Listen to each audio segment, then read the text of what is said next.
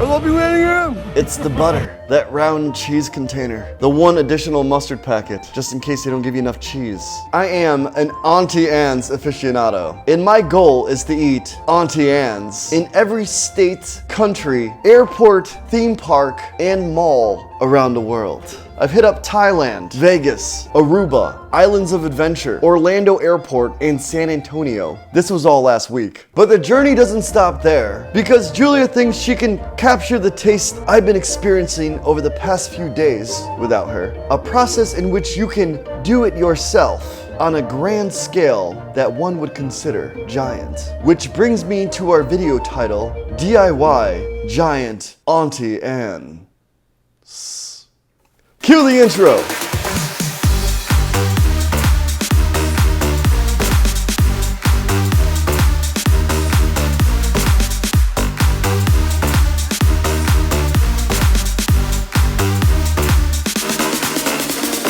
Julia, Auntie Annes or Wetzel's Pretzels? Well, that's easy. Wetzel pretzel. What? Today we're gonna make Auntie Annes versus German style pretzels because we wanna see which one's better or which one's different. 2 doughs, 2 cheese sauces, 2 giant dips. Here's how we make it. Starting with Auntie Annes. Is it Annie? Auntie? I'm gonna say Annie. For the Auntie Annes dough, first step, add butter and sugar to hot milk. Stir until the butter melts and sugar is dissolved. Set it aside to cool just a little bit. We're good, we're back. Now we're adding yeast to that same mixture. Just sprinkle it on the top and let it soften into it. Yes, you can make dough by hand. It's not as fun, it's a little grueling, it's a little uncomfortable, and boom! It's a ball of dough. What are we gonna do? Let her rise. Put her in a bowl, cover it up, tuck her in a warm place, and poof! Look at that. It's huge. What we're gonna do is we're gonna roll it out into a really, really long tube. And then we looked at Auntie Annes pretzel and we were like, okay, well, they actually only do like 1 twist and then they do like a little pop overhang over the side bit. That's cute. Okay.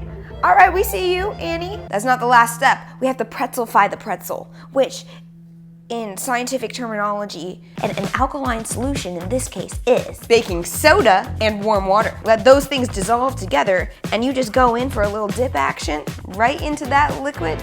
Boom. It was a little bit harder for us to use the alkaline solution though because it was so big, so we like dipped it in and we used a little brushy tool. But then when we had to move it back to the pan to bake it on, we kind of had to reform it so it stayed into its shape. It looks pretty good, but like, you know. Stick it in the oven and we'll be checking that baby out. First thing that you're gonna do is you're gonna make a roux, butter and flour, melts it together. Let it all combine and get all good. And then, we're gonna remove it from the saucepan and add some cheese. Get it all melted. Whisk it until it's all smooth and ooey gooey, and boom, cheese sauce, done. And there it is. Auntie Annes pretzel coming out. It is freaking massive. Look at this freaking thing. That's the Auntie Annes, but this is not what it's all about today, no.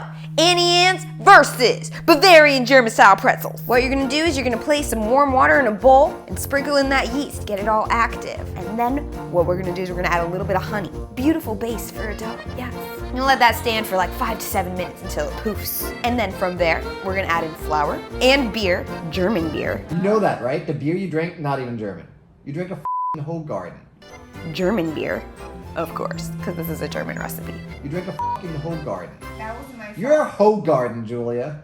Beautiful. Look at that new ball of dough. We learned from the last one.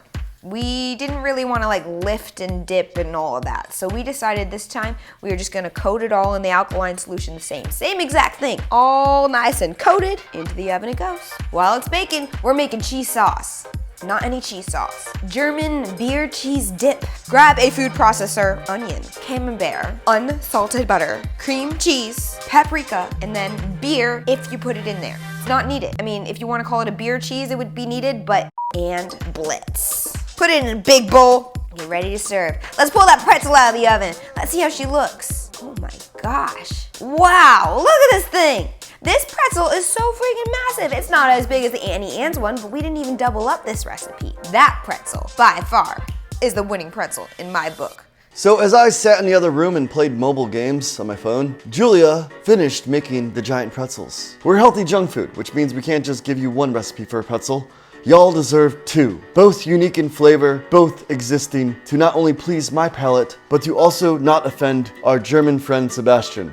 You know that, right? The beer you drink, not even German. Unfortunately, Sebastian wasn't here to try the German Bavarian-style pretzel. May he rest in peace on his couch, watching his back, wondering why we didn't have a mower to consume this. The only thing I'm really upset about is that both of you make a German video finally. I'm not invited. Well, the pretzel looks good though, doesn't it? It was really good, sorry. But the moment of truth, we have to try Anne.